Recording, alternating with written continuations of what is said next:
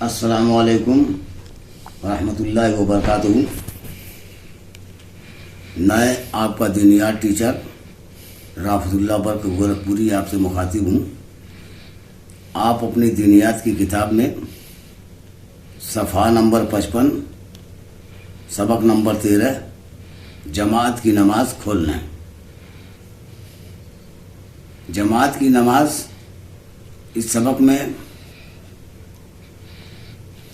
Reading پہلے کر لیں اور ایک ایک پیراگراف ریڈنگ کے بعد ہم سمجھاتے ہوئے آپ کو آگے چلیں گے۔ نماز با جماعت کی فضیلت، جماعت سے نماز پڑھنے کی کیا فضیلت ہے، اس پیراگراف میں اس بات کو بتایا گیا ہے۔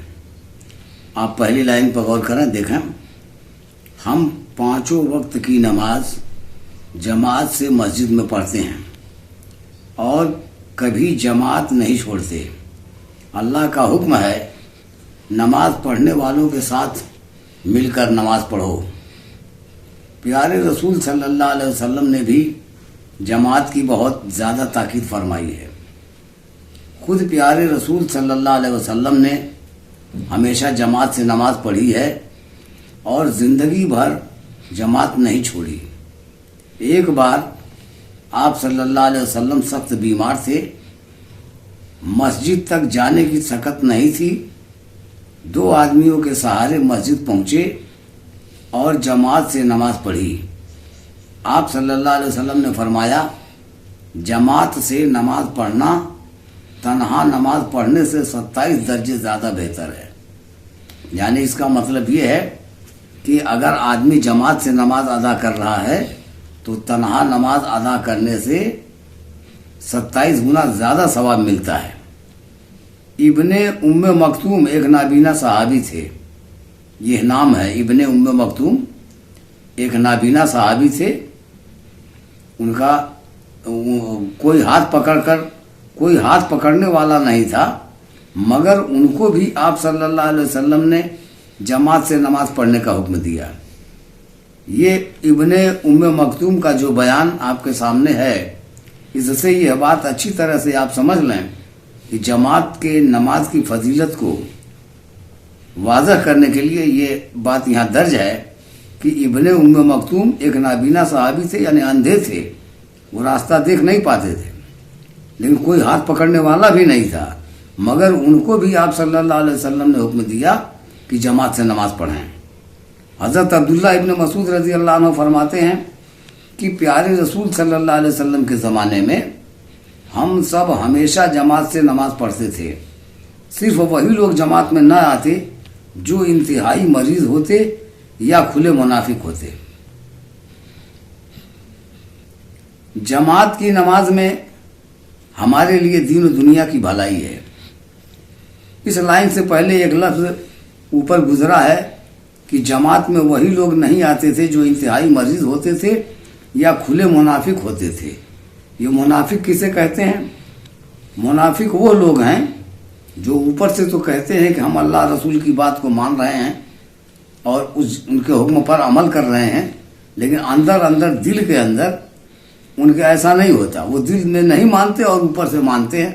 ایسے لوگوں کو منافق کہتے ہیں کہ ظاہر میں دکھانے کے لیے تو وہ لگتا ہے کہ ہاں یہ مسلم ہیں، نماز پڑھ رہے ہیں، روزہ رکھ رہے ہیں، حج کر رہے ہیں اور کام کر رہے ہیں، یہ اسلام کے کام کر رہے ہیں، لیکن اندر دل میں ان کی نیت دوسری ہوتی ہے۔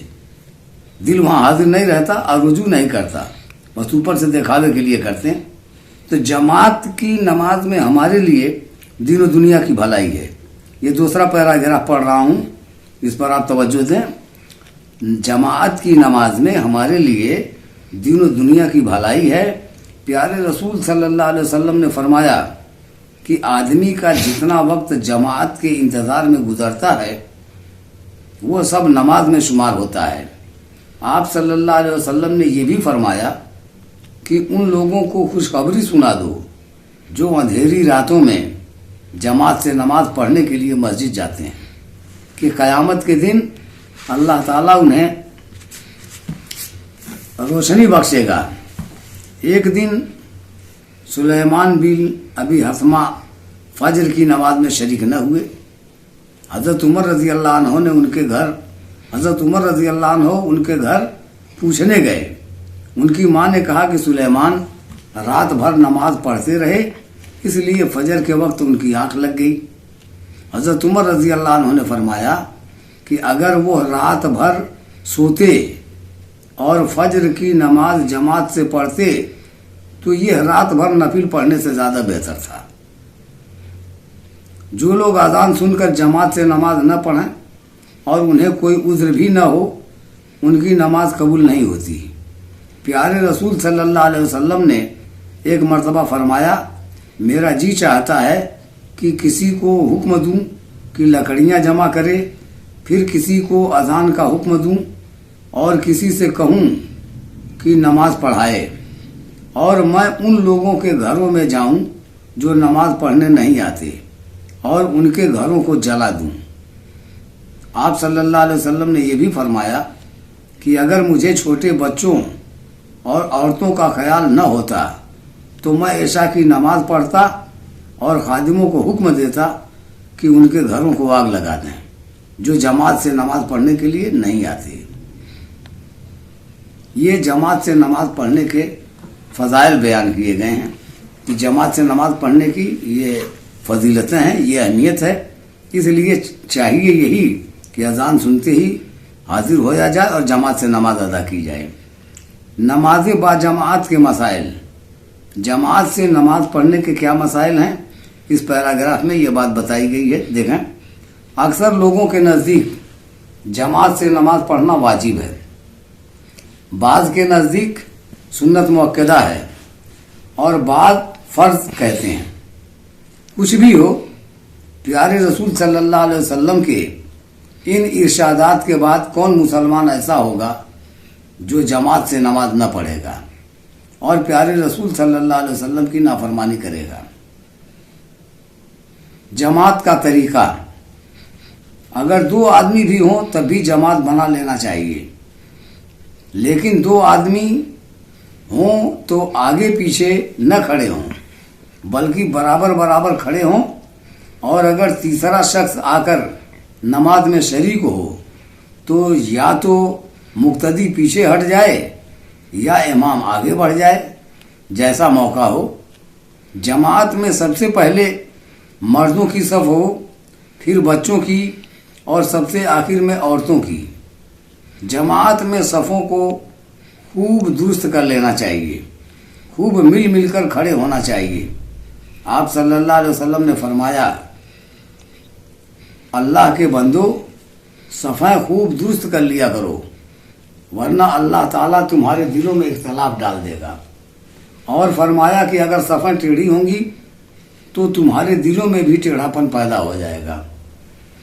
امامت، اس پیراگراف میں امامت کے متعلق باتیں بیان کی گئی ہیں، اسے آپ غور سے دیکھیں.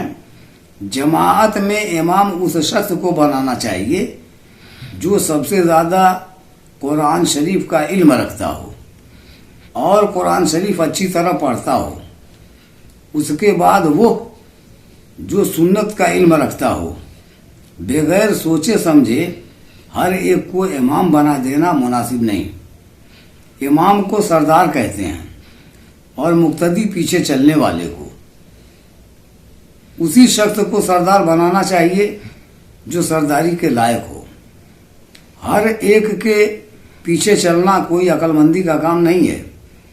نماز کی امامت بہت اہم بات ہے، اس لیے ایسے ہی شخص کو امام بنانا چاہیے جو دین کا علم رکھتا ہو، نیک اور متقی ہو، اچھے اخلاق والا ہو اور جسے عام طور پر لوگ اچھا سمجھتے ہوں.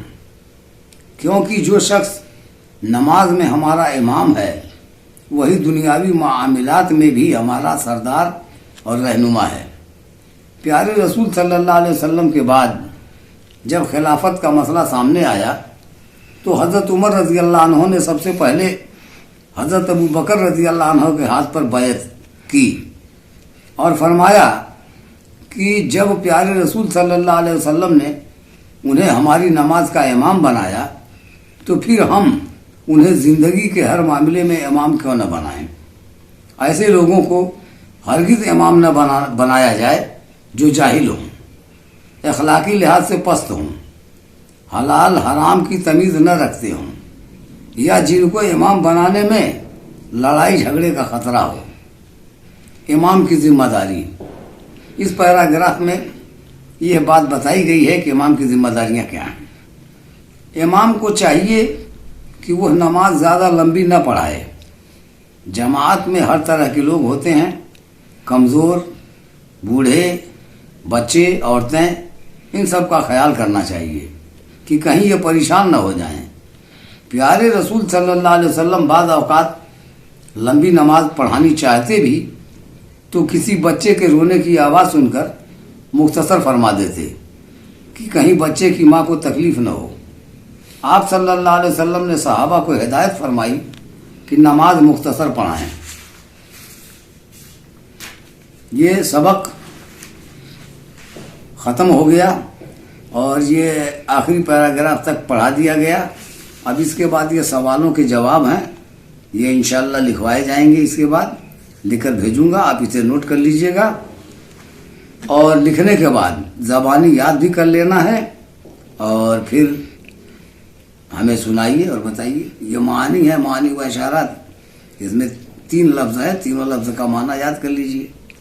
سکت مانے طاقت اور قوت، متقی مانے پرہیزگار، بری باتوں سے بچنے والا، بیعت مانے فرما برداری کا وعدہ۔ یہ 3 لفظ ہیں، ان کا معنی یاد کر لیجئے، پھر یہ سوالات لکھ کر کے دیے جائیں گے، انہیں آپ لکھ لیجئے گا۔